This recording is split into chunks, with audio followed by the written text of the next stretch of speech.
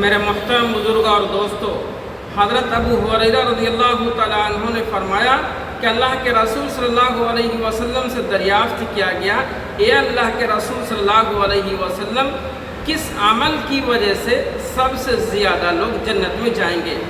اللہ کے رسول صلی اللہ علیہ وسلم نے فرمایا کہ اللہ کی ڈر کی وجہ سے اور اچھے اخلاق کی وجہ سے لوگ زیادہ جنت میں جائیں گے۔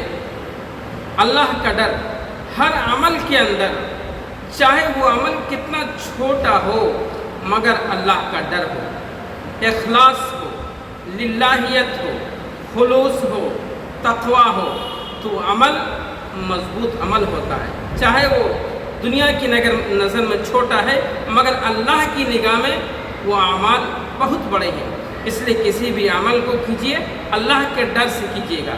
نمبر 2، اخلاق۔ اچھے اخلاق بہت بڑی دولت ہے۔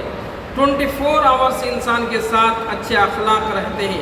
انسان نماز پڑھتا ہے 10 منٹ میں ختم ہو جاتی ہے، زکوٰۃ دیتا ہے 1 منٹ میں دے دیتا ہے، خیرات کرتا ہے 1 منٹ میں دے دیتا ہے، صدقہ کرتا ہے 1 منٹ میں دے دیتا ہے، مگر اخلاق انسان کی زندگی سے لے کے مرنے کے بعد تک انسان کے ساتھ رہتا ہے۔ انسان سوتا ہے تو بھی اخلاق ہمارے ساتھ ہے، انسان جاگا ہوا ہے اخلاق ہمارے ساتھ ہے، انسان چل رہا ہے اخلاق ہمارے ساتھ ہے، انسان بات کر رہا ہے اخلاق ہمارے ساتھ ہے، انسان اپنے رشتہ داروں سے بڑوں سے پیش آ رہا ہے اخلاق ان کے ساتھ ہے۔ اس لیے جیسا اخلاق ہوگا ویسے انسان لوگوں کے ساتھ پیش آئے گا۔ انسان کے ساتھ اخلاق کیوں بہت بڑی دولت ہے؟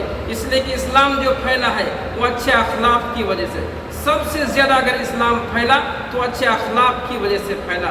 انما بعثت لاتمم مکارم الاخلاق، اللہ کے رسول صلی اللہ علیہ وسلم دنیا کے اندر جو بھیجے گئے اچھے اخلاق کو پھیلانے کے لیے، اچھے اخلاق کی وجہ سے۔ اچھے اخلاق جس طریقے سے ہم پیش کریں گے لوگوں کے سامنے ویسے اسلام پھیلے گا اور ہماری اچھائی بھی پھیلے گی۔ اس لیے میرے دوستو، اخلاق سے کبھی سودا نہ کیجیے گا۔ آپ مر جائیں گے، اخلاق آپ کے ساتھ ہے، اخلاق آپ کے ساتھ جا رہا ہے۔